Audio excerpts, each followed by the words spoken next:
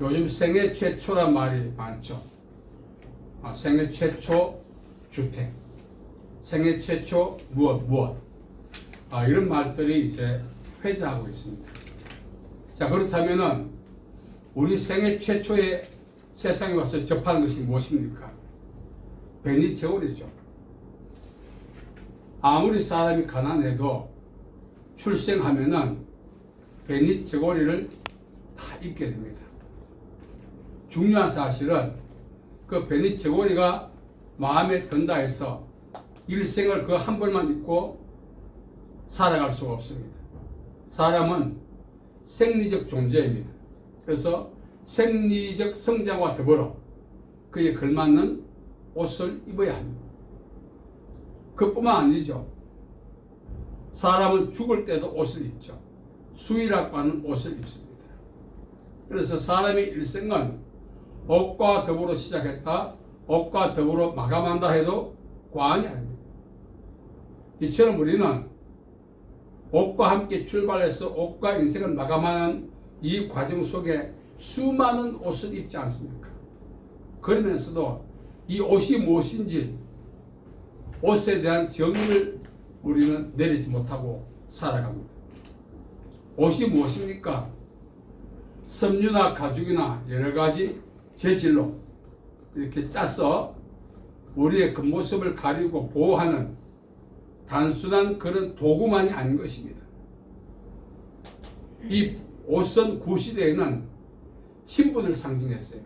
자유인은 옷을 입지만 비자유인, 노예, 천민들은 기본것만 가리지 옷을 입지를 못했습니다. 성경에서는 옷을 무엇이라고 말하는가? 성경은 개인의 권위의 반영, 다시 말하면 이 사람의 영적인 정체성이 무엇인가를 증명하는 방법으로 옷을 입었던 것입니다. 세상이 정의하는 옷은 가시적이고 물리적이고 직조된 옷이죠. 그래서 우리가 이것을 입지 않습니까? 그런데 성경은 비가시적이고 비물리적이고 비직조적인 옷입니다. 그런데 그 옷을 어떻게 입느냐 이겁니다. 옛날에 벌거벗은 임금 동화 여러분 기억나십니까? 그처럼 이 가시적인 옷을 입지 못한다면 우리 몸의 생리적 벌거벗뿐만 아니라 더 나아가서 지금까지 살아왔던 인생의 치부가 다 드러날 수 있어요. 그래서 옷은 그런 가리개 역할을 해주죠.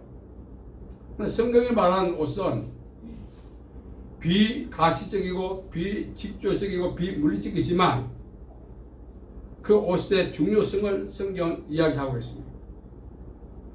세상에 수많은 옷을 입었다 할지라도 이 성경이 말하는 옷을 입지 않는다면 이 옷을 영적인 옷이라고 합니다. 이 입지 않는다면 수많은 사람들의 우상적인 존재의 삶을 살았다 할지라도 그는 실패한 자라 이겁니다. 우리가 그 옷을 입어야 하는 것입니다. 자, 우리가 이 가시적인 옷은 출생과 더불어 타인에 의해서 입혀지죠. 부모들에 의해서. 또 성장하면서 우리가 자의적으로 옷을 입습니다. 죽을 때는 역시 타인에 의해서 옷이 입혀지죠. 수의라고 하는 것. 그런데 영적인 옷은 부모가 입혀주거나 내가 입거나 남이 입혀주지 않습니다. 왜? 비가시적이고 비물리적이고 비직조적이기 때문에. 그래서 이 옷은 그 누구도 입혀줄 수 없고 자유로 입을 수도 없다는 것입니다. 그렇다면 이 영적인 옷의 실체는 무엇인가? 이걸 알아야 우리가 그 옷을 입을 수가 있어요. 오늘 말씀에 보면은 우리가 입어야 마땅한 영적 옷의 실체가 예수 그리스도라고 말했습니다. 예수 그리스도 옷 입어라. 어떻게 입는단 말인가? 영적인 옷 예수 그리스도 옷 입는 방법은 예수님을 믿는 것입니다. 예수님을 믿을 때 그 옷을 입게 되는 것입니다. 그러면은 왜 우리가 그 옷을 입어야 하는가? 왜 반드시 그 옷을 입어야 하는가? 여러분, 우리가 영적인 옷 예수 그리스도 옷 입어야 한 이유는 바로 옷의 효능 때문에 그렇습니다. 옷은 효능이 있습니다. 군인과 경찰은 그 검은복 있지 않습니까? 소방대원은 자기 검은복 있지 않습니까? 자기의 정체성을 이렇게 외부를 통해 반영하지 않습니까? 역시 마찬가지입니다. 우리가 영적인 옷인 예수 그리스도를 옷 입어야 하는 이유는 옷의 효능 때문에 그렇습니다. 오늘 우리가 살아가면서 수많은 옷을 입습니다. 그러나 괜히 저고리를 입고 여러 가지 옷을 입고 수의를 입으면서 그 과정에 예수 그리스도라고 하는 이 옷을 한 번도 입지 못하고 인생의 종말을 맞는 사람들이 참 많습니다. 말씀드렸습니다. 우리가 영적인 옷을 입어야 한 이유는 옷의 효능 때문에 그렇습니다. 자, 부자와 나서에 보면은 부자가 나오죠. 부자는 고운 베옷을 입었다. 개역 성경에는 자색 옷을 입었다고 합니다. 이 옷은 부자의 신분이 무엇이며 부자의 권위가 무엇이며 부자의 위치가 무엇이며 부자의 영향력이 어떠한가를 대변하는 것입니다. 그 부자는 단순한 재물의 축적량이 많은 사람이 아니라 한 나라의 통치자였다.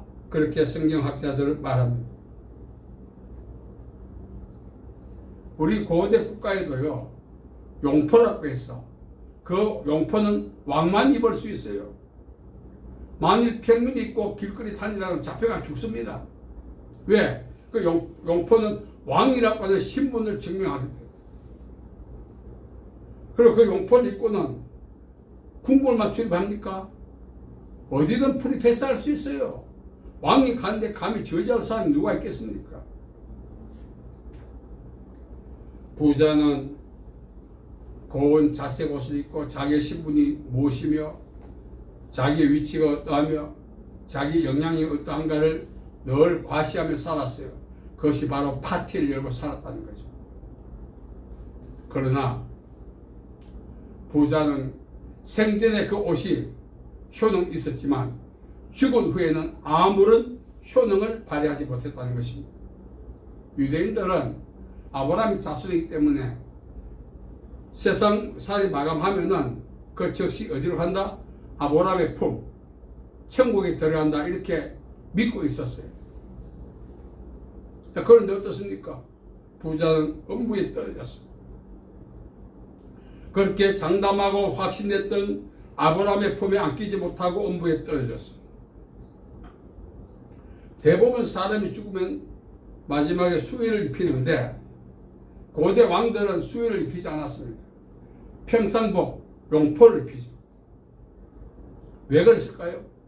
죽었어도 그 통치를 변함없이 행사하라.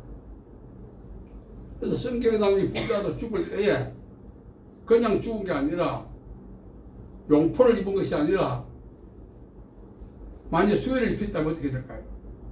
그래서 이 부자는 수의를 입지 않고 우리말로 용포를 입고 그렇게 매장되었습니다.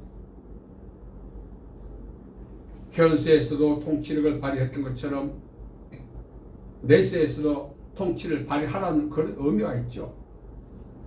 그리고 이 부자는 아브라함의 자손이기 때문에 아브라함의 품에 안길 줄 알았지만 어떻게 됐습니까? 음부에 떨어졌어요.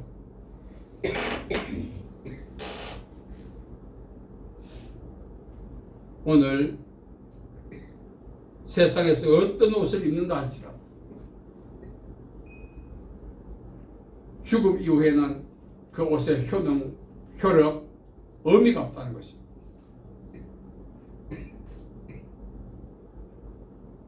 여러분, 일생을 살아가면서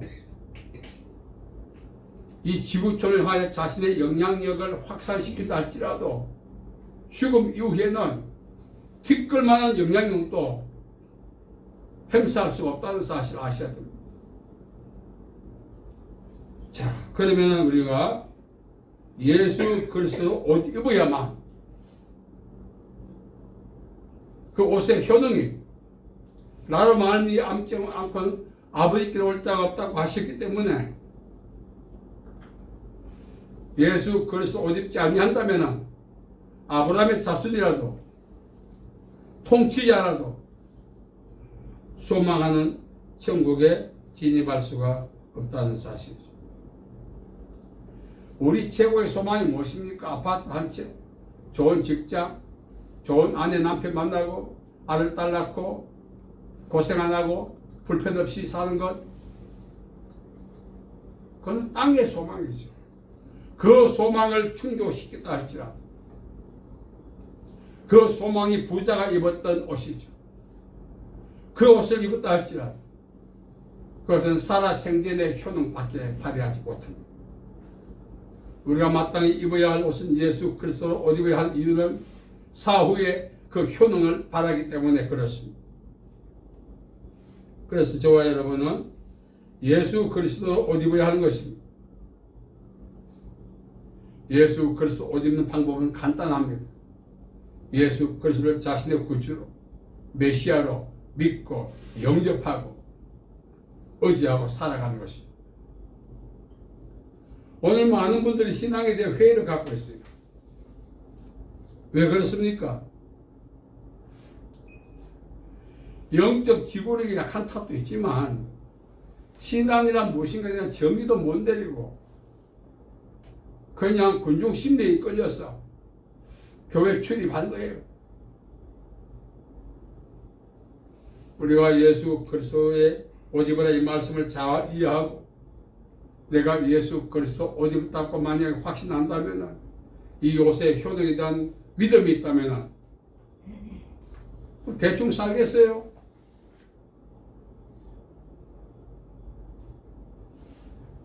여러분, 부자는 아이러니하게도 용포를 입었죠.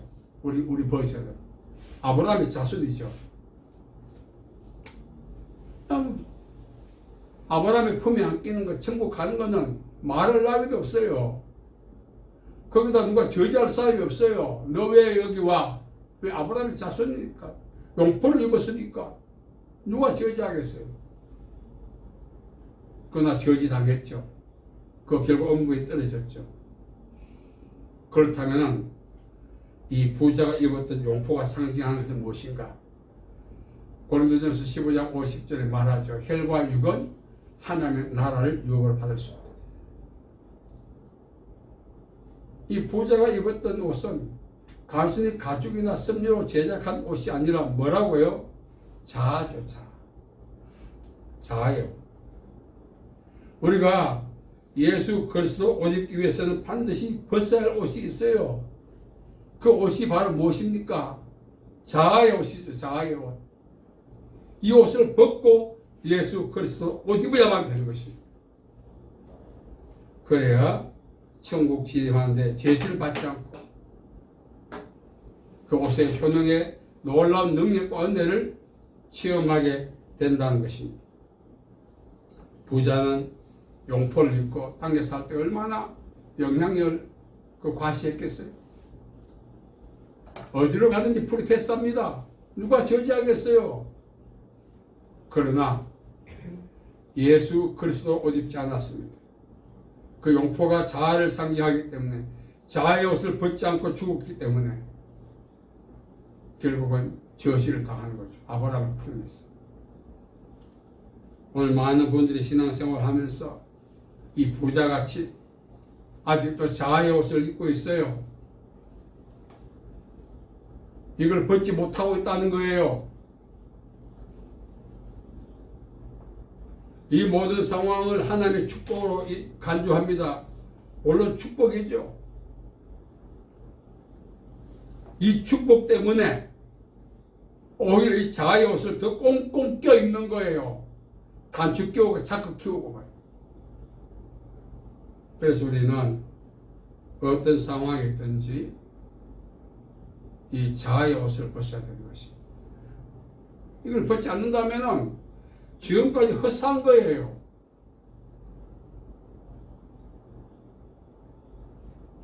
부자는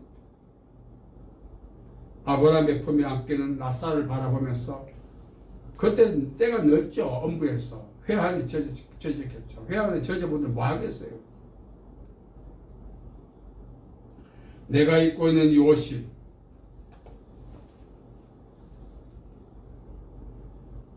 죽음 이후에도 효능을 발할 수 있는가? 한 번쯤 생각하고 살아야 되죠. 우리가 입고 있는 이 옷을 이야기하지 않습니다. 자아의 옷은 죽음 이후에 효능을 발하지 못해요. 살았을 때는 의지가 있고 감성이 있고 자신의 능력을 발휘하고 목적을 이룰 수 있지만 자아가 그 도움 주겠죠. 죽음 후에는 오히려 그 자아가 자신에게 진정한 영적인 원수였다는 사실을 알게 된다. 그래서 우리는 이제 더 이상 왈가불가할 필요 못 됩니다. 바둥바둥할 필요 없어요.